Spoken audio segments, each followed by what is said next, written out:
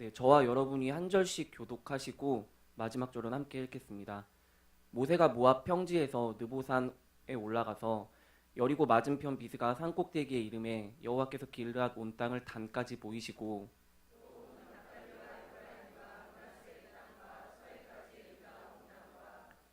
네겝과 종려나무의 여리고 골짜기 평지를 소알까지 보이시고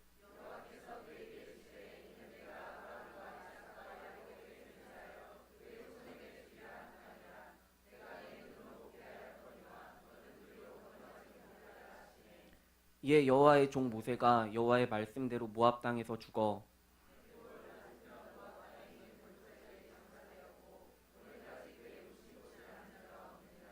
모세가 죽을 때 나이 120세였으나 그의 눈이 흐리지 아니하였고 기력이 쇠하지 아니하였더라.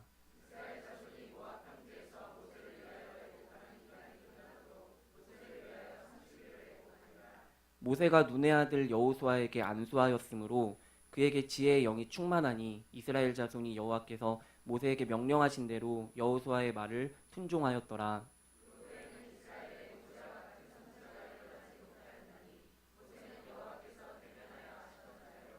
여호와께서 그를 애굽 땅에 보내사 바로와 그의 모든 신하와 그의 온 땅의 모든 이적과 기사와 모든 큰 권능과 위엄을 행하게 하심에 온 이스라엘의 목전에서 그것을 행한 자이더라. 아멘.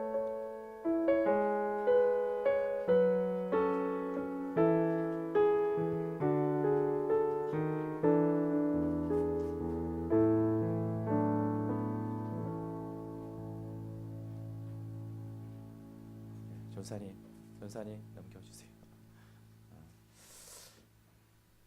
네, 사경에 어제까지 잘 했습니다.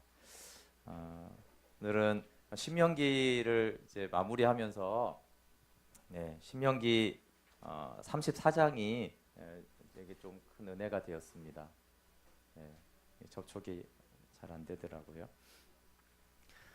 거절을 수용한 행복한 사람 모세라는 제목으로 함께 좀 말씀을 나누려고 합니다. 저희가 우리 예전에 서목사님이 한번 차드 갔다 와서 목회자가 이 질문을 했다고 했잖아요. 평생 충성한 모세가 왜 가나안에 못 들어갔는가? 그러니까 그분이 이제 성경 전체에서 그게 가장 이제 불공정하다라고 이제 생각했던 거예요. 사실 많은 분들이 이 부분에 대해서 좀 의아하게 여깁니다. 뭐 가장은 아닐지 몰라도 이게 공정한가? 만약 하나님이 모세처럼 나를 대하신다라면 그렇다면 나는 하나님에게 이렇게 좀 충성하고 싶지 않다. 만약에 평생을 그렇게 충성하고 그렇게 많은 열매를 맺는데 그것도 막 백성들이 하도 못되게 굴어가지고 하면 짜증이 나가지고 명하지 않고 한번 이게 돌을 쳤다고 그것 때문에 너는 가나안에 못 들어가지 이렇게 한다라면 뭐 하나님이 그렇게 하시는 거 어쩔 수 없지만 그러면 나는 모세처럼 하고 싶진 않다. 나도 뺀질뺀질하면서 그렇게 그냥 대충대충 살아가는 것이 낫지. 어떻게 뭐 그렇게 충성하고 하나님 뭐 가나안에도 못 들어가고 그런 불공평한 하나님을 어떻게 섬길 수 있는가? 네. 그런데 좀 우리가 생각해 봐야 될 한 가지는요. 근데 모세는 어떻게 생각했을까 하는 거예요. 우리는 굉장히 우리가 성경의 인물과 우리의 좀 차이점이 있는데 모세는 괜찮은데 우리가 짜증이 날 때가 많아요. 모세는 괜찮대는데 우리는 저렇게 하면 안 되지라고 이렇게 우리가 막 불만인 이유가 있죠. 당사자가 더 불만이 많아야 되잖아요, 그렇죠? 근데 사실은 모세는 괜찮았거든요. 그럼 왜 모세는 괜찮았을까? 모세가 우리와 다른 뭔가를 알고 있었기 때문이겠죠. 그럼 이 모세에 대한 평가를 보면 굉장히 성경의 평가는 놀랍습니다. 정말 온전히 충성된 하나님의 사람으로 표현하고 있어요. 우리 한번 같이 읽어볼게요. 민수기 12장 3절 시작. 이 사람 모세는 온유함이 지면의 모든 사람보다 더하더라. 그의 성품이죠. 예전에는 혈기가 많았던 사람이죠. 12장 8절 읽어볼게요. 시작. 그와는 내가 대면하여 명백히 말하고 은밀한 말로 하지 아니하며 그는 또 여호와의 형상을 보거늘 너희가 어찌하여 내 종 모세 비방하기를 두려워하지 아니하느냐. 아멘. 이 밑에 본문은 미리암과 아론이 굉장히 훌륭한 믿음의 사람들인데 이들이 좀 모세가 좀 실수한 부분을 가지고 이렇게 대들었어요. 뭐 우리도 하나님 우리에게 말씀하지 않느냐? 그때 하나님이요 차별을 했습니다. 야, 내가 너한테 말하고 선지자들한테 말하는데 모세는 달라. 모세는 달라. 모세는 나하고 대면하여 얘기하는데 어떻게 너네하고 수준을 똑같다고 말해? 어디 감히 모세를 비방해? 이렇게 말하면서요. 하나님이 이 모세는 다른 선지자들, 다르게 하나님의 뭐 뜻을 아는 자들하고 전혀 다른 관계를 내가 맺고 있다라고 하나님이 말씀하셨어요. 그 뒤에도 보면은 34장 10절 읽어볼게요. 시작. 그 후에는 이스라엘에 모세와 같은 선지자가 일어나지 못하였으니 모세는 여호와께서 대면하여 아시던 자요. 그 후에는 이스라엘에 모세와 같은 선지자가 일어나지 못했다라고 말합니다. 수많은 선지자들이 있는데 그 선지자들도 모세 같지는 않다라는 거예요. 모세와 같은 선지자는 일어나지 않았다는 것입니다. 그 이유가 모세는 여호와께서 대면하여 아시던 자라고 하는 거예요. 하나님이 꿈으로 음성으로 이렇게 환상으로 말씀하는데 모세는 그렇게 하지 않았다는 거예요. 모세는 직접 대면해서 이렇게 정말 얼굴을 마주대고 하나님이 이렇게 말씀한 선지자는 없었다라는 것이죠. 네, 히브리서 3장 2절 신약에서는 어떻게 표현합니까? 읽어볼게요. 시작. 그는 자기를 세우신 이에게 신실하시기를 모세가 하나님의 온 집에서 한 것과 같이 하셨으니 그는 모세보다 더욱 영광을 받을 만한 것이 마치 집 지은 자가 그 집보다 더욱 존귀함 같으니라. 비방하기를 두려워하지 아니하느냐. 이건 뒤에는 잘못 붙였네요. 물론 이게 이 히브리서는 이제 유대인들에게 이제 전하는 복음이기 때문에 모세를 인용하지만 여러분 어쨌든 그 지금 예수님을 설명할 때 모세하고 비교를 하는 거예요. 비교 자체가 영광입니다. 그렇지 않습니까? 예. 여기 축구를 누가 잘하는지 모르겠네요. 네, 우리 승천 형제가 군대 하니까 축구를 잘하는데 축구를 잘하는 거 이렇게 비교하는 거예요. 야, 승천아, 축구를 잘하지만 손흥민보다는 잘 못하지. 이게 지금 무슨 비난이에요? 엄청난 칭찬이죠, 그렇죠? 아니, 도대체 누구하고 비교하는가가 그 사람을 말하는 거예요. 대영이가 이제 공학을 하는데 대영이 정말 똑똑하긴 하지만 아인슈타인보다는 덜한 것 같아. 이렇게 말하면 이게 이제 뭐라고 하는 거예요? 이거 엄청난 칭찬이잖아요, 그렇죠? 그럼 모세하고 지금 예수님을 비교하는데 예수님이 좀 더 낫지. 모세보다 예수님이 더 나아. 이렇게 말하는 그렇게 예수님하고 비교 당한 사람이 누가 있어요? 예수님이 하고 비교해서 그래도 예수님이 더 낫지. 이렇게 비교 자체의 대상이 된다라는 것 자체에 어떻게 피조물이 창조하고 비교를 할 수가 있어요. 어떻게 구원을 받는 자가 구원하는 자와 사실 이게 비교가 되냔 말이에요. 그러니까 모세가 예수님하고 비교 자체가 됐다라는 거, 예수님이 더 영광을 받으실 뿐이지 예수님이 더 좀 충성하셨지 이렇게 말하는 것 자체가 가장 위대한 칭찬이죠. 우리가 주님 앞에 섰을 때 이런 비교를 당하면 그렇게 주님을 영접할 수 있으면 재림의 날에 그거보다 더 큰 영광은 없습니다. 그럼 신명기 18장 15절 한번 찾아 읽어볼게요. 모세와 예수님을 비교하는 또 한 가지 이유가 되는 말씀이 신명기 18장 15절 읽어볼게요. 시작. 내 하나님 여호와께서 너희 가운데 내 형제 중에서 너를 위하여 나와 같은 선지자 하나를 일으키시리니 너희는 그의 말을 들을지니라. 네, 이 예수님에 대한 말씀이죠. 예수님이 모세 같은 선지자로 오실 거라는 거예요.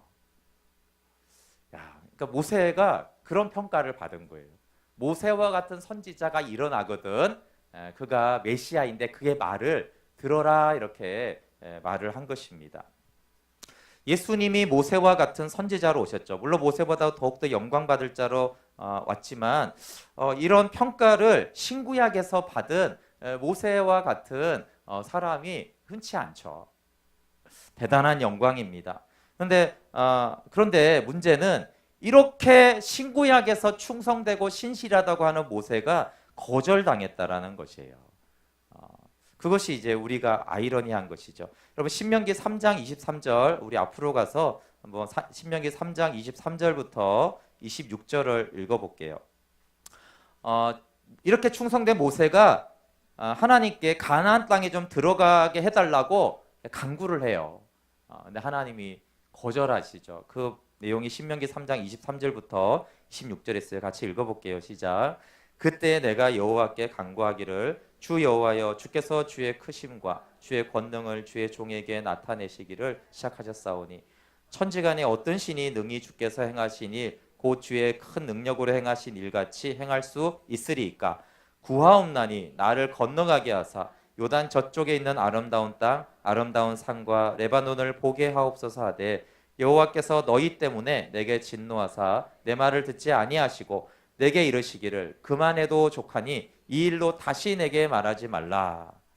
네, 아마 성경에서 모세가 하나님께서 간구한 것 중에 유일하게 거절당한 기도일 거예요.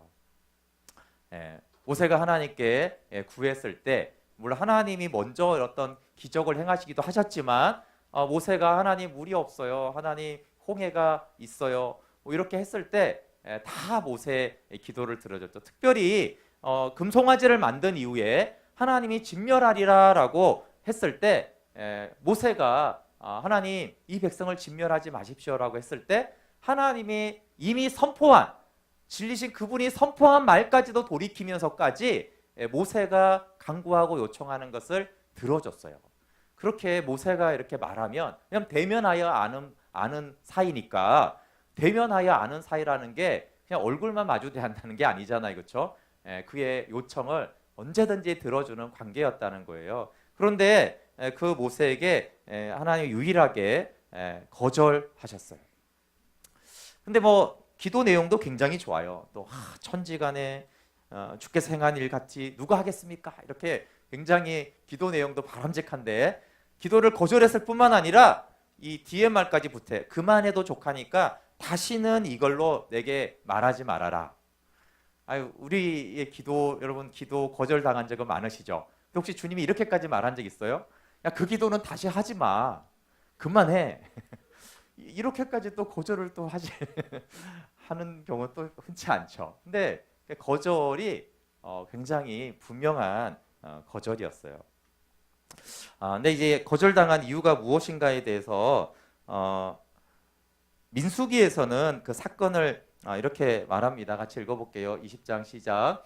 아론은 그 조상들에게로 돌아가고 내가 이스라엘 자손에게 준 땅에는 들어가지 못하리니 이는 너희가 무리바물에서 내 말을 거역한 까닭이니라. 네, 여기 이거 말고도 모세가 어쨌든 하나님의 영광을 드러내지 못해서 들어가지 못했다. 물론 이제 모세의 연약함이 이유가 됩니다. 그런데 신명기는 이제 이 민수기 사건 이후에 모세가 이제 죽기 전에 하는 말이거든요. 그런데 이제 민수기에서는 이렇게 신명기에서는 신명기는 마지막 유언을 하면서 하는 말이니까 신명기는 평가가 다릅니다. 뭐 1장 37절 읽어볼게요. 시작. 여호와께서 너희 때문에 내게도 진노하사 이르시되 너도 그리로 들어가지 못하리라.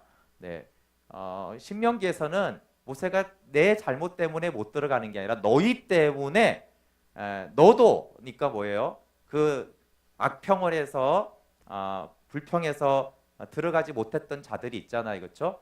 그들과 함께 너도 못 들어간다라는 거예요. 그래서 너희 때문에라고 얘기를 하죠. 그런데 이게 뭐 모세가 자기 말이니까 저렇게 편하게 한다. 이렇게 그렇지 않습니다.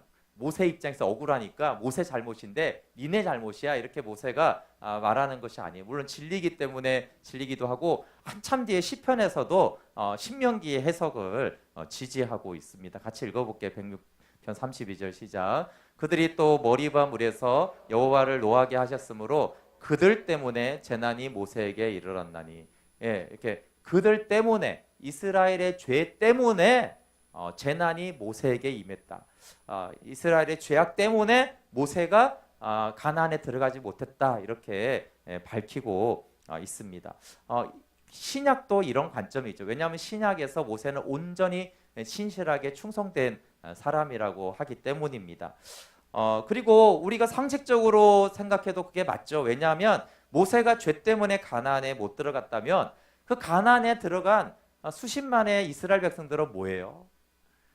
그들은 모세보다 더 많은 죄와 불평과 원망을 거역을 가지고 있었는데 왜 더 많은 죄를 행한 이스라엘 백성들은 가나안에 들어가고 온전히 충성했다가 딱 한 번 작은 실수를 한 것으로 못 들어갔다면 그건 너무나 사실은 불공평하고 말이 안 되는 것이 맞죠. 너희 때문에 하나님께 거절당했다라는 것이에요. 근데 제가 이 모세의 마지막 죽음을 앞둔 사건을 보면서 모세의 마지막과 예수님의 마지막이 너무나 오버랩이 됐어요. 여러분, 예수님은 우리 때문에 거절을 당하셨어요. 그리고 예수님은 대면하여 하나님을 아는 정도가 아니고, 그렇죠? 정말 그분과 하나된 완전히 연합된 예수님이시잖아요. 근데 예수님의 기도를 딱 한 번 거절하셨어요. 두 번이지만 넓게 딱 한 번이죠. 모세도 사실상 딱 한 번 가나안에 들어가는 걸 거절했는데 하나님이 예수님에게 거절하셨죠. 마태복음 26장 39절에 우리 잘 알고 있습니다. 내 아버지여 만일 할만하시거든 이 잔을 내게서 지나가게 하옵소서. 근데 그러나가 왜 나옵니까? 지나가게 하옵소서. 근데 아버지가 대답이 없는 거잖아요.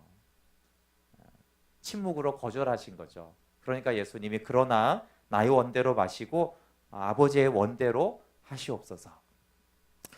네, 그리고 십자가에서도 마태복음 27장 46절에 제9시점에 예수께서 크게 소리 질러 이르시되 엘리 엘리 라마 사박다니 하시니 이는 곧 나의 하나님 나의 하나님 어찌하여 나를 버리셨나이까 하는 뜻이. 어찌하여 나를 버리셨나이까.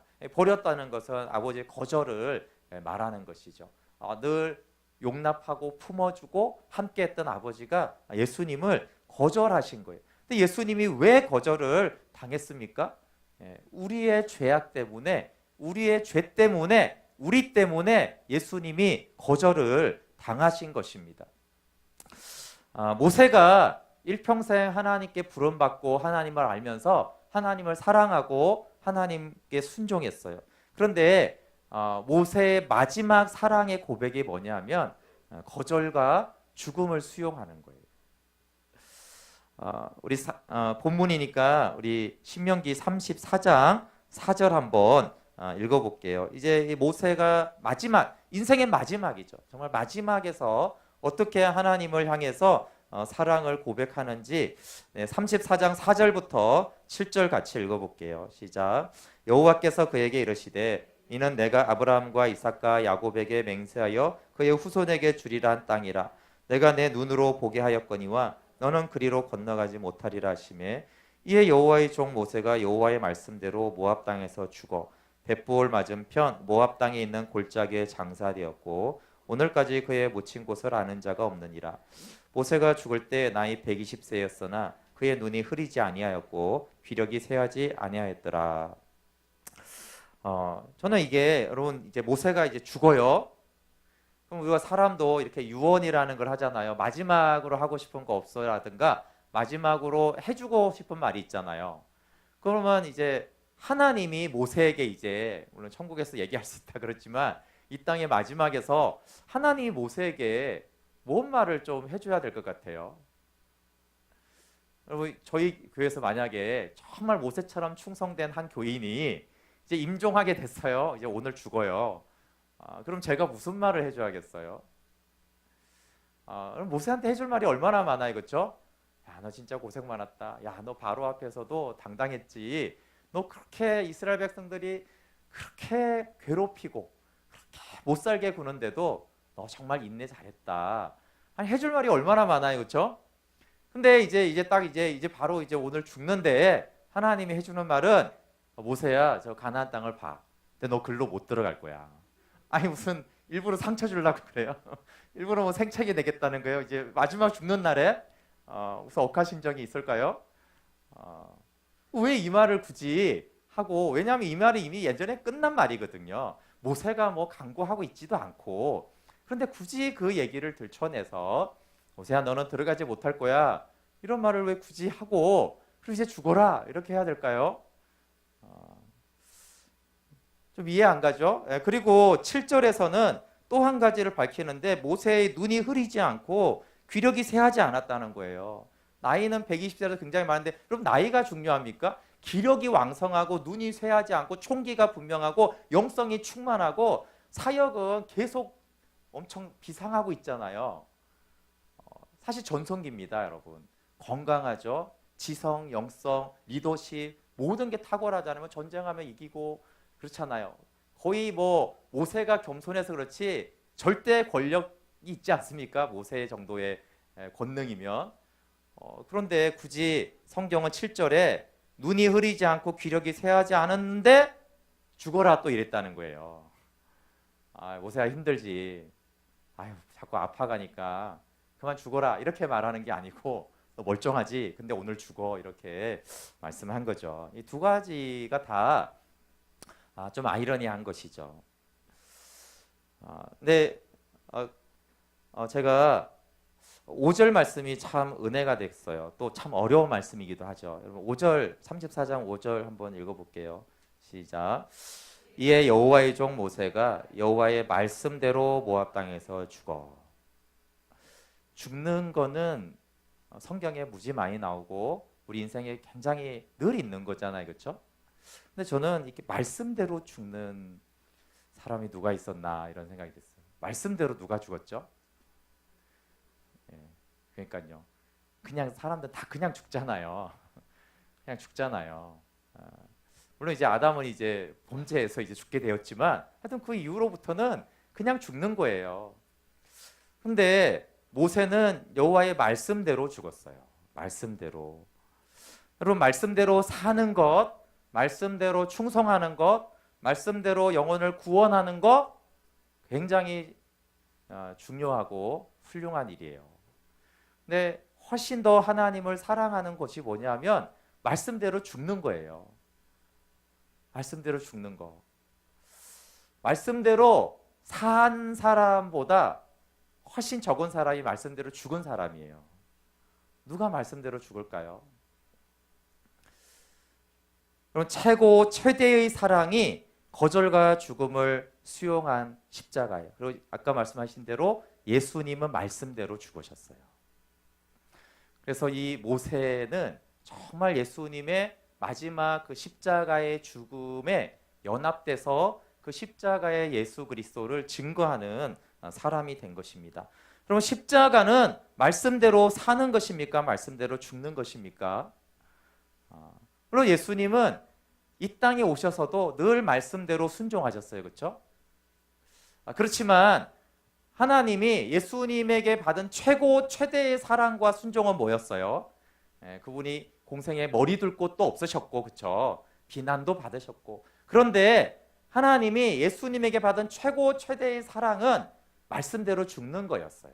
그 십자가 사랑이었죠. 네, 우리가 지난주에도 읽었는데 이 내용이 바로 예수님으로부터 아버지가 받은 가장 최고 최대의 사랑이었어요. 그렇죠? 빌립보서 2장 5절부터 읽어볼게요. 시작. 너희 안에 이 마음을 품어라. 곧 그리스도 예수의 마음이니 그는 근본 하나님의 본체시나 하나님과 동등됨을 취할 것으로 여기지 아니하시고 오히려 자기를 비워 종의 형체를 가지사 사람들과 같이 되셨고 사람의 모양으로 나타나사 자기를 낮추시고 죽기까지 복종하셨으니 그 십자가에 죽으심이라. 네. 예수님은 영원부터 영원까지 복종하시는 아들이세요. 그러나 그 아들에게 딱 한 지점을 해서 이때가 가장 아버지를 영광스럽게 하고 아버지를 사랑한 것이라고 한다라면 그것은 죽기까지 복종하셔서 십자가에 죽으신 거예요. 예, 말씀대로 죽은 그 사건이 하나님을 향한 가장 최대 최고의 사랑과 순종이었습니다. 그런데 예수님이 그랬구나 이러면은 괜찮은데요. 제가 넘겼는데 우리 가운데 부담스러운 말은 뭐냐면 이 말 시작할 때 너희 안에 이 마음을 품어라 이렇게 시작된다는 거예요. 너희 안에 이 마음을 품어라. 예수님 그렇게 했지? 감상 잘해. 그게 아니라 너희들도 이 최고 최대의 사랑을 하나님께 드리는 자가 되라. 그런 믿음과 마음을 가져라 하면서 이제 예수님 얘기를 하는 거잖아요. 그렇죠? 그러니까 믿는 자들이 하나님을 사랑하는데 어떤 사랑까지 하라고 하는 거예요? 너희도 예수님처럼 말씀대로 죽는 것까지 하나님을 사랑하는 그런 사랑하는 마음을 가지라고 하는 것이 빌립보스 2장의 내용이에요. 바울이 이 말씀도 동일한 것이죠. 같이 한번 읽어볼게요. 시작. 우리가 살아도 주를 위하여 살고 죽어도 주를 위하여 죽나니 그러므로 사나 죽거나 우리가 주의 것이로다. 네, 그러면 살아도 주를 위하여 살고 해서 끝나지 않고 죽어도 주를 위하여 죽나니 이것이 이제 사도 바울의 고백이었죠. 그럼 사도 바울이 우리가 살아도 주를 위하여 살고 죽는 거는 그건 우리 마음대로 해야지. 그러면 가짜인 것이죠. 바울의 그 복음이 헛되게 되는 것입니다. 우리는 살아도 죽어도 주님의 것입니다. 여러분 모세처럼 혹시 하나님께 거절당하고 있습니까? 아니면 과거에 거절당한 기억들이 있습니까? 그것이 쓴뿌리로 남아 있습니까? 나름 정말 충성했다고 내 편에서는 열심히 하나님께 한다고 했는데 하나님이 나의 간구를 거절했습니까? 그러면 모세처럼 그 거절을 받아들일 마음이 있습니까? 모세처럼 한창이에요. 기력이 쇠하지 않았다는 건 뭐냐면요, 나의 건강, 지식, 능력, 의욕이 한창인데 하나님이 그만 죽지 이러는 거예요. 그만해라라는 거예요. 내려놓으라고 하는 것이죠. 그럼 말씀대로 죽는 사람은 하나님이 가장 신뢰하는 사람입니다. 우리가 그 뭐 의리파들도 있잖아요, 그렇죠? 누가 가장 믿을 사람이에요? 만약에 조폭의 세계에서도 영화에서 야 나랑 같이 이거 할래? 이게 뭐 정말 목숨을 거는 거여도 야 한 건 하자. 이럴 때가 진짜 신뢰할 수 있는 거야. 너 이제 죽어라. 그러면 이제 죽을 수 있는 사람 누가 더 신뢰하는 사람이에요?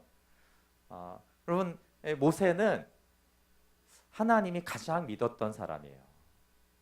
가장 신뢰할 수 있는 사람에게 너 이제 죽지? 이렇게 할 수 있는 거예요. 여러분 주변에 한번 보세요. 나와 같이 한번 살지 이렇게 말할 수 있는 사람 조금 있지만 이제 그만 죽지? 나를 위해서 좀 죽지? 이렇게 말할 사람 있어요? 예. 심지어 난 너를 너무 사랑해. 그래? 그럼 나를 위해 좀 죽지? 죽습니까? 안 죽죠. 정말 나를 위해서 죽어 이랬을 때 죽는 그 사람 그거보다 더 큰 사랑과 또 그렇게 말을 할 수 있다라는 것은 가장 신뢰할 수 있는 사람에게 할 수 있는 말이죠. 그래서 하나님이 아무한테나 죽으라고 하지 않으세요. 모세 같은 사람이 대면하여 알았던 사이니까 너무 아니까 너무 사랑하고 신뢰하니까 그리고 아들에게 그렇게 말씀하셨어요. 아들에게 이제 죽지 내 뜻을 위해서 이제 죽어라. 그리고 이제 바울도 그렇게 한 거죠. 그리고 사실 순교가 그런 것입니다. 사실 순교 우리 두렵잖아요, 그렇죠? 하나님 아무한테나 순교하라고 하십니까? 믿을 만해야 순교하라고 하죠. 순교는 이런 거예요. 하나님 너무 그 사랑하고 신뢰하니까 이제 너는 나를 위해 죽을 수 있니? 나를 위해 이제 죽어라. 그럴 때 어쩔 수 없는 순교가 아니고요. 네, 제가 그럼 죽겠습니다. 주의 말씀대로 죽겠습니다. 그런 순교는 하나님이 신뢰하는 백성들에게 자녀들에게 그런 부탁을 하시지 아무한테나 하지 않습니다. 사실은 거꾸로 뒤집으면 모세도 하나님을 가장 사랑했지만 하나님이 가장 사랑한 사람이 모세예요. 그 200만의 인구 중에 사실 모세를 가장 사랑하고 나는 너를 가장 믿어. 내가 너 진짜 믿는다. 너 진짜 사랑한다. 그런데 정말 내 아들의 십자가를 증거할 사람으로 내가 너를 좀 택하고 싶다라고 모세에게 그렇게 한 것이죠. 그리고 응답 받는 건 너무 좋은 일입니다. 기도는 응답 받아야죠, 그렇죠? 어제 기도는 행복입니다 이렇게 했는데 기도는 거절 다 받으라고 기도하는 건 아니에요. 기도하고 응답 받는 것은 너무 감사하고 좋은 일이고 또 하나님 우리에게 좋은 것을 주시길 원하세요. 그러나 거절을 수용하는 것은 정말 베스트입니다. 예, 응답이 굿이라면 정말 거절을 수용하는 건 베스트인 것이에요. 그리고 하나님이 우리의 기도를 응답해 줄 때보다 거절을 수용하는 것을 하나님이 가장 기뻐하시고, 우리 안에 하나님의 생명이 언제 가장 성령 충만해지냐 하면요, 그리고 우리가 기도 응답받을 때보다, 우리가 은사를 받을 때보다 더 충만해지는 때가 언제냐 하면 우리가 하나님의 거절을 수용할 때예요. 그때처럼 성령 충만한 사람이 없어요.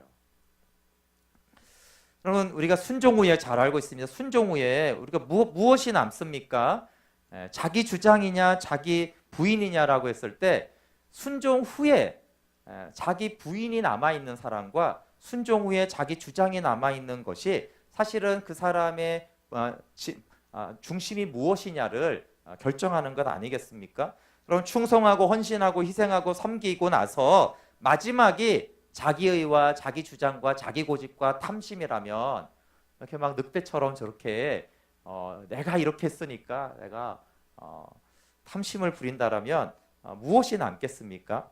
그럼 모세는 그런 것이 없었어요. 모세는 신구약이 다 모세가 충성됐다라고 인정했어요. 그런데 모세는 내가 이렇게 했으니까 라고 가지고 가는 게 하나도 없어요. 오히려 거절당하고 죽어라, 이게 충성한 마지막이 거절과 죽음이었어요. 그러면 모세는 뭘 가졌죠? 네, 하나님 자신을 가졌죠. 하나님 자신을 가진 것이에요.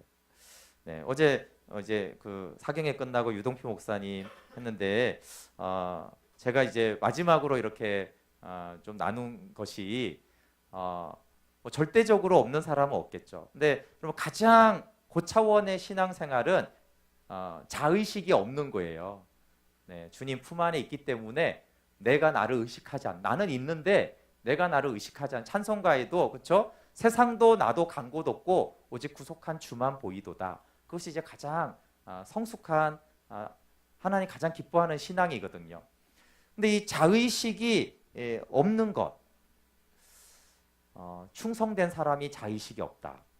충성된 사람이 보상에 대한 욕구가 없다. 정말 모든 걸 다 바치고도 내가 했는지를 기억하지 못한다. 그거 이상의 높은 신앙의 차원은 없습니다. 근데 제가 이제 유동표 목사님이 그 부분이 가장 존경스러운 거거든요. 네, 그래서 뭐 못 들은 분이 많은데 제가 이제 토요일 날 첫 시간에 목사님이 이러이런 정말 이리때 가운데 양으로 사신다라고 그랬더니 나오셔서 자기 얘기가 아니라고. 네, 그런데 그것 때문에 사실은 제가 가장 존경을 하는데요. 자의식이 별로 없으세요.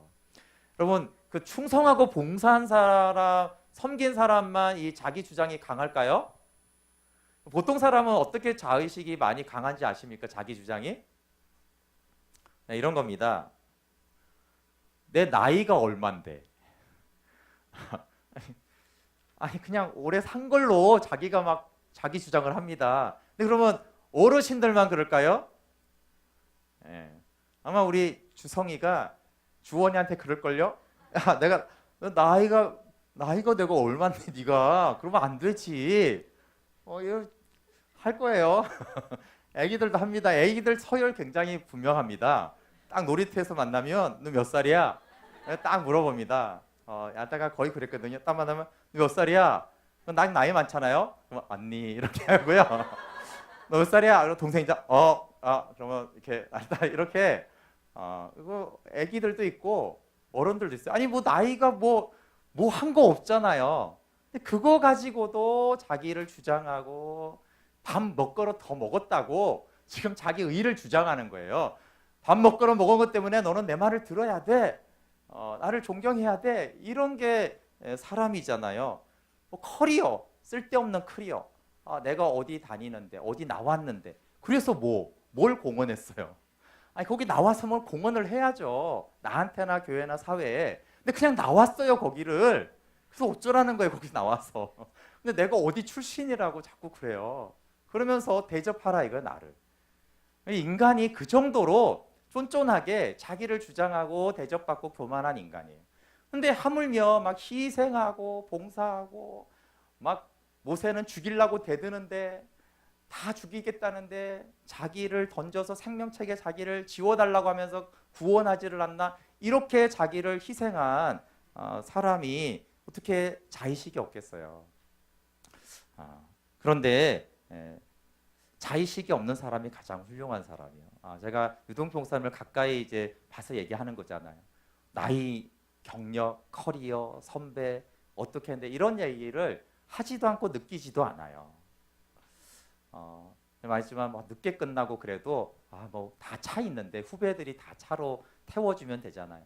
자기가 멀리 있는 사람 태워주고 그래서 새벽 1, 2시에 들어가는 일을 지금도 하세요.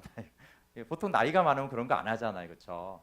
다 후배들이 하고 힘든 일은 다 이렇게 하는데 자의식이 없으니까 그렇게 하는 것이에요.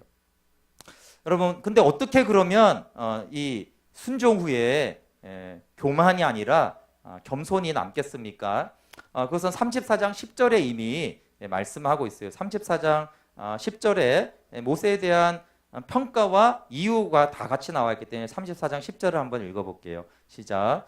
그 후에는 이스라엘에 모세와 같은 선지자가 일어나지 못하였나니 모세는 여호와께서 대면하여 아시던 자요. 모세와 같은 선지자가 일어나지 못했다라는 것은 평가죠. 모세는 이 정도로 하나님의 사람이고 믿음의 사람이고 하나님께 순종한 사랑의 사람이야 라는 평가고요. 근데 그 뒤에는 왜 그러면 모세가 그런 사람이 되었는가를 말하는데 모세는 여호와께서 대면하여 아시는 자예요. 대면하여 아시는 자였어요. 이게 무슨 말입니까? 여러분 하나님과 생명의 사귐 없이 엄청난 헌신과 엄청난 열매가 나오면 교만으로 끝나죠. 굉장히 위험한 일이잖아요. 근데 모세는 그런 위대한 일을 하고 엄청난 역사를 일으켰지만 모세는 항상 하나님과 대면하면서 하나님의 일을 했던, 하나님과 대면하면서 자기를 희생하고 대가를 지불하며 그렇게 섬겼던 사람이었다라는 것이에요. 그럼 하나님과 사귀는 사람의 열매는 자기 의가 없는 헌신을 한다는 것이에요. 자기 의가 없는 헌신을 합니다. 두 번째는 하나님과 교제하니까 하나님을 소유하게 되죠. 그럼 하나님을 소유하지 않으면 하나님의 거절과 죽음을 수용할 수 없습니다. 잘 생각해 보세요. 하나님을 소유하지 않은 사람은 하나님의 거절을 수용할 수 없어요. 근데 하나님을 소유한 사람은 하나님의 거절을 수용할 수 있어요. 왜냐하면 거절당해도 이미 모든 것을 가졌기 때문에 그래요. 이미 하나님을 가졌으니까 그렇죠? 다른 것들은 거절당했다고 해서 자기의 소유가 더 적어지는 것이 아닙니다. 하나님을 소유한 사람들은. 그런데 특별히 모든 인간들이 그렇지만 한국 사람과 한국 교회의 가장 큰 약점은 이 느보산의 죽음이 없다라는 것이에요. 거절과 죽음을 수용하지 못하는 사람입니다. 우리 한국 교회 자랑이 많잖아요, 그렇죠? 뭐 기독교 100년에 이렇게 됐고 이렇게 큰 교회가 있고 이렇게 기도하고 이런 것들이 많이 있어요. 근데 여러분 말씀대로 엄청난 사역을 일으키는 사람보다 더 필요한 사람이 말씀대로 거절당하고 죽는 사람이에요. 그리고 한국 교회를 바라볼 때 안타까운 것은 말씀대로 살아서 헌신한 사람이 너무 부족해서 큰 문제다라고 하는 게 아니라 하나님의 거절과 죽음을 수용하지 못하는 것 때문에 큰 위기라고 말하는 것이죠. 근데 그게 무슨 교계 사람들만에 해당되겠습니까? 내 얘기잖아요, 그렇죠? 내 얘기. 작게는 내 바운드, 내가 섬기는 우리 가정, 내가 섬기는 그 작은 일터, 내가 봉사하는 교회의 그 작은 영역에 문제가 그러면 뭐가 문제입니까? 하나님의 거절과 너 죽어라 할 때 못 죽는 것이 지금 우리 한국교회의 작은 것부터 큰 것까지 위기인 것이고 어려움인 것입니다. 그러면 이제 중요한 질문을 할 때가 됐어요. 그것은 그러면 이렇게 거절당한 모세는 불행했을까 행복했을까? 중요한 질문이죠. 그럼 모세는 행복한 사람이었습니다. 왜냐하면 그것을 신명기 33장 29절에 한번 앞으로 가서 한번 읽어볼게요. 33장 29절입니다. 같이 읽어볼게요. 시작. 이스라엘이여 너는 행복한 사람이로다. 여호와의 구원을 너같이 얻은 백성이 누구냐? 그는 너를 돕는 방패시요 내 영광의 칼이시로다. 내 대적이 내게 복종하리니 내가 그들의 높은 곳을 밟으리로다. 모세가 바로 이스라엘이여 너는 행복한 사람이야. 너는 행복한 사람이야. 근데 왜 그러냐면 여호와의 구원을 너같이 얻은 백성이 누구냐라는 거예요. 모세가 행복의 기준을 뭐로 갖고 있죠? 모세의 행복의 기준은 이 땅에서 어떻게 되는 세상 기준이 아니고요. 하나님의 구원을 경험하는 거예요. 그것도 이제 어떻게가 있으니까 그냥 구원이 아니라 정말 하나님이 함께하는 그 연합의 구원을 말하는 것이에요. 그런데 여러분 이스라엘이 다 그렇게 행복한데 여기 이스라엘 백성 중에서도 이 200만 명 대략 중에서 가장 여호와의 구원과 연합을 경험한 사람이 모세잖아요. 그러니까 모세가 개인적으로 이런 거죠. 나와 같은 구원을 얻은 자가 누구일까? 하나님이 이 모든 백성을 또 언약 백성 삼았지만 나와 같이 나 같은 인간을 대면해 주셔서 나와 함께 하신 그런 대접을 하나님께 받은 또 언약 백성이 누구인가? 그렇게 생각 당연히 했지 않겠어요, 그렇죠? 그것이 모세의 행복의 기준이었어요. 그래서 너희는 이미 행복해라가 아니고요, 이미 행복한 사람이다라는 거예요. 그러니까 모세는 굉장히 자신이 행복한 기준과 행복한 삶을 살았다는 것을 알고 있습니다. 근데 이것을 하나님도 또 반증해 주는데 우리 신명기 2장 7절 저 앞에 가서 한번 읽어볼게요. 모세는 자기를 행복하다고 생각을 했고 하나님도 모세를 행복하다고 생각을 했어요. 또 우리는 또 행복하다고 생각하는데 하나님이 아닌데 너 불행한데 이것도 문제가 있는 거거든요. 모세는 자기가 행복했고 신명기 2장 7절 같이 읽어볼게요. 시작. 내 하나님 여호와께서 내가 하는 모든 일에 내게 복을 주시고 내가 이 큰 광야에 두루 다님을 알고 내 하나님 여호와께서 이 40년 동안을 너와 함께 하셨으므로 내게 부족함이 없었느니라 하시기로. 아멘. 그럼 여기에 너희들이 아니고요, 너에게예요. 내게. 물론 이스라엘 전체에게도 하나님이 돌보셨지만 모세가 하는 모든 일에 복을 주시고 모세와 항상 함께 하심으로 모세야 너한테 부족함이 없었다라는 거예요. 여러분 가나안 땅에 모세가 들어가고 싶었어요. 가나안 땅에 들어가면 부족함이 없나요? 젖과 꿀이 흐르는 땅에 항상 부족함이 있습니다. 우리는 역사상 가장 부유한 시대를 살아가고 있어요. 근데 한국도 부족하잖아요, 그렇죠? 결핍이 얼마나 많아요? 이렇게 부유한 시대에 5포 세대, 7포 세대 그런단 말이에요. 언제나 그렇죠. 그러면 강대국 미국에는 부족함이 없습니까? 복지국가 뭐 스위스 이런 나라들은 부족함이 없어요? 다 부족함이 있죠.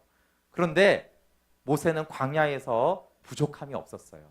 왜냐하면 내가 너와 함께하고 내가 너한테 복 주는데 그러면 광야에도 부족함이 없습니다. 부족함이 없다라는 것은 행복한 삶을 말해요. 다윗은 그걸 이렇게 말했죠. 여호와는 나의 목자시니 내게 부족함이 없으리로다. 부족함이 똑같죠. 근데 다윗도 똑같은 말을 하는데 부족함이 없는 이유가 뭐예요? 젖과 꿀이 흐르는 땅이 나에게 주어져서 왕권이 주어져서 아니잖아요, 그렇죠? 부족함이 없었던 이유가 여호와가 내 목자라는 거예요. 그분이 나를 구원하시고 나와 함께 하시고 나를 인도하는데 부족함이 없었다라고 하는 것입니다. 그러면서 우리가 23편을 잘 알아요. 부족함이 없는 두 가지 크게 고백하잖아요. 하나는 푸른 초장으로 인도할 것이고 하나는 사망의 음침한 골짜기에서도 그분이 함께하니까 부족함이 없다라는 거예요. 그럼 여기 보세요. 푸른 초장은 우리 기도의 응답과 같은 것이고요. 사망의 음침한 골짜기는 거절이에요. 누가 사망의 음침한 골짜기를 가고 싶어해요? 우리는 하나님 푸른 초장으로 주세요. 그런데 아니, 그래서 사망의 음침한 골짜기로 데려가잖아요. 그런데 다윗은 그게 다 같다라는 거예요. 물론 푸른 초장과 사망의 음침한 골짜기는 대비되는 다르지만 뭐가 같아요? 주님이 내 목자라는 건 똑같다는 거예요. 이건 똑같잖아요, 그렇죠? 그러니까 부족함이 없어요. 그러니까 거절이든 수용이든 이 거절과 수용에 관심을 가지고 집착하고 거기에 영향받는 수준이 아니고 응답하는 분과 거절하는 분이 나의 목자고 나의 하나님이고 나의 구원자고 그분이 나를 인도하는 분이라는 것이 거기에 포커스가 있기 때문에 다윗이든 모세든 부족함이 없었던 것입니다. 그럼 거절과 죽음을 수용하는 자만이 공동체와 다음 세대를 세웁니다. 모세가 노예되었던 자들을 언약 공동체로 세우고 가나안을 차지할 정도로 훈련시킨 것은 엄청난 일입니다. 그리고 모세가 이제 아주 잘하는 것 중에 하나가 이제 이 다음 세대 여호수아를 세운 거예요. 그러니까 이제 여호수아에게 이제 안수하는 것이죠. 성령으로 충만케 하는 것인데, 우리 34장 9절 한번 같이 읽어볼게요. 34장 9절 시작. 모세가 눈의 아들 여호수아에게 안수하였으므로 그에게 지혜의 영이 충만하니 이스라엘 자손이 여호와께서 모세에게 명령하신 대로 여호수아의 말을 순종하였더라. 여러분 이 한국 교회를 보세요. 모세 같은 정도의 위대한 지도자가 있는데 거기에 후임이 왔어요. 잘 되는 데 있을까요? 존경받는 목회자가 있을까요? 모세 수준만큼, 제 말은 그냥 평범하게가 아니라 거의 불가능합니다. 근데 이건 누가 할 수 있냐? 이건 여호수아가 할 수 없는 일이고 모세가 한 거예요. 모세는 자리도 내주고 안수해 줌으로 영적인 권세까지도 같이 수여를 했어요. 그리고 자신은 어떻죠? 무덤이 없이 사라졌어요. 그럼 모세와 같은 리더, 모세와 같은 부모, 모세와 같은 선생님, 모세와 같은 셀장은 나의 여호수아를 남깁니다. 예수님 12제자를 남겼고 바울도 디모데와 디도 등 여러 다음 세대들을 남겼어요. 여러분 우리는 죽을 때 명예나 돈이나 이런 것이 아니라 사람을 남겨야 돼요.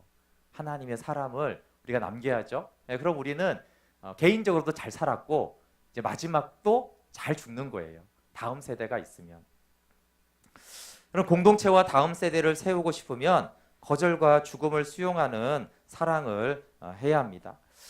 그리고 모세는 하나님이 모세를 통해 말씀하셨을 뿐만 아니라 저는 모세 자체가 말씀인 것이 너무 감사하고 모세가 정말 위대한 믿음의 사람이에요.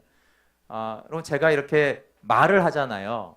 근데 정말 더 중요한 거는 제가 메시지가 되는 게 정말 중요한 거잖아요. 그것이 훨씬 더 어렵습니다. 말로 세상에 나가서 예수님 믿어서 예수님, 그건 뭐 쉽잖아요, 그렇죠? 물론 그것도 어려워요. 밝히면 이제 핍박받을지 모르니까. 근데 그 말보다 그냥 저 사람이 복음이네. 그런데 모세를 보세요. 출애굽은 구원하시는 예수님을 증거하는 거예요.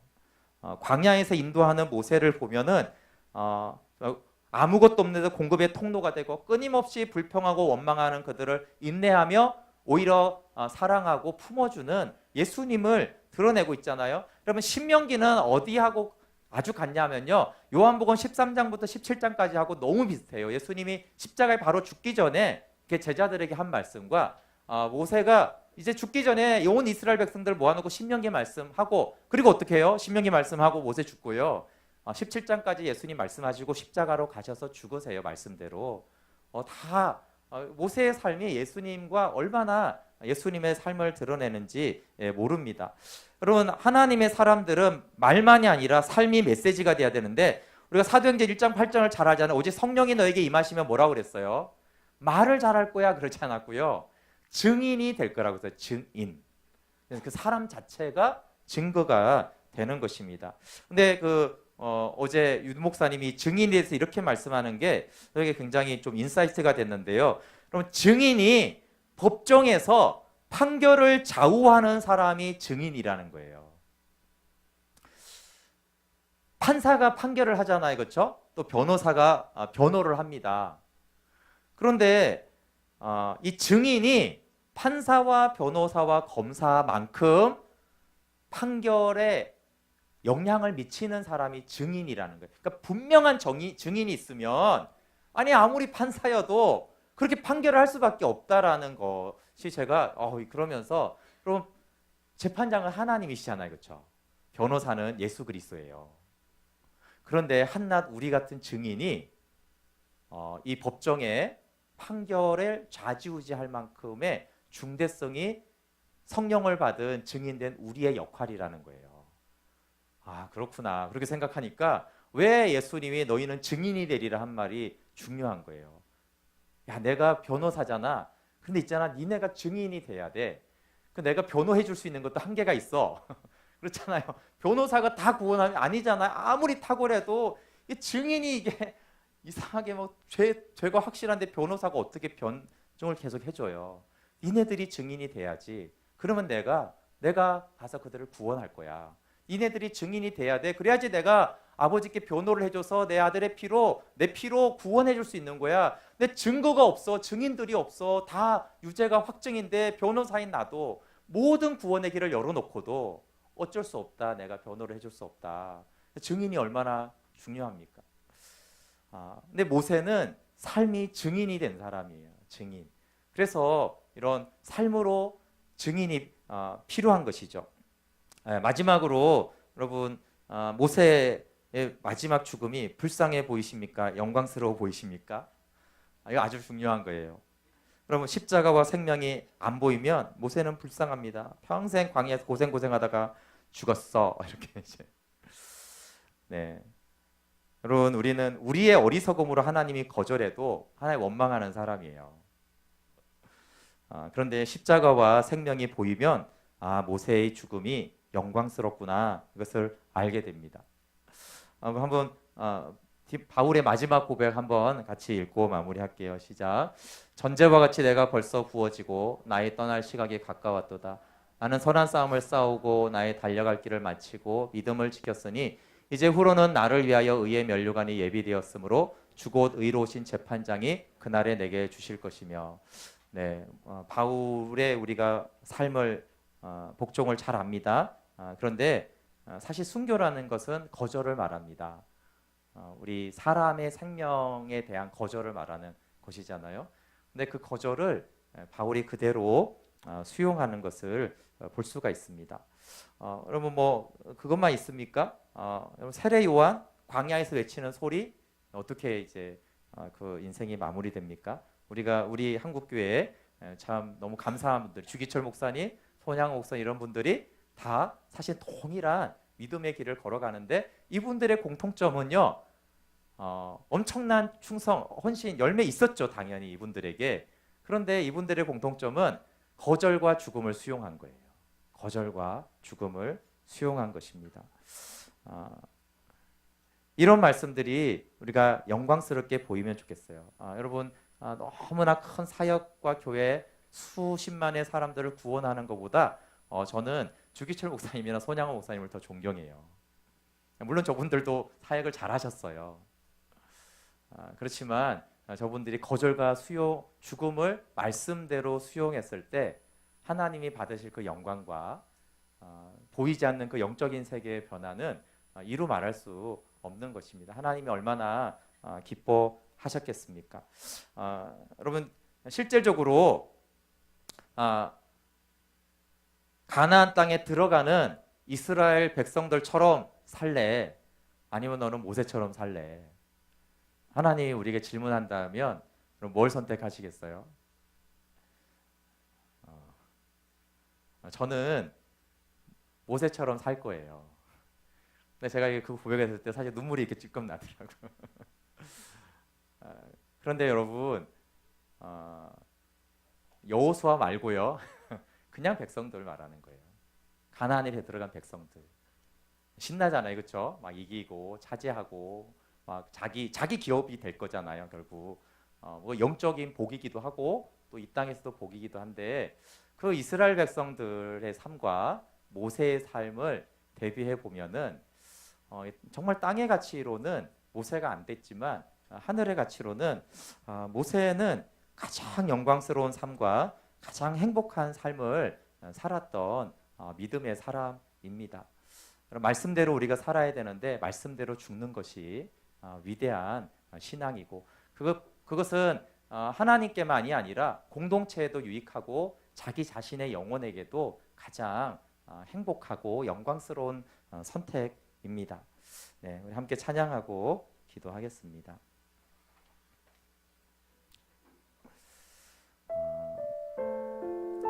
뭐 모세에 비할 바는 아니지만 제가 이제 신앙생활을 하면서 가장 어려운 것은 거절을 수용하는 거였어요. 하나님의 거절.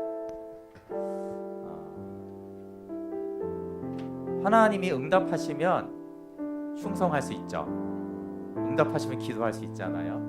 근데 하나님의 거절을 수용하는 것이 가장 힘들었어요. 근데 그때 모세가 거절과 죽음을 수용하는 것을 보면서 이것이 참된 그리스도인의 길이구나. 그리고 그것이 이스라엘 공동체를 가장 섬기는 길이고 그리고 모세가 가장 하나님과 연합되는 과정입니다. 네, 그 동일한 고백을 사도 바울이 한 고백을 찬양하는 것인데요. 이렇게 찬양하면서 하나님 우리가 그 생명의 길을 알고 참여하길 원합니다. 고백하며 찬양하겠습니다.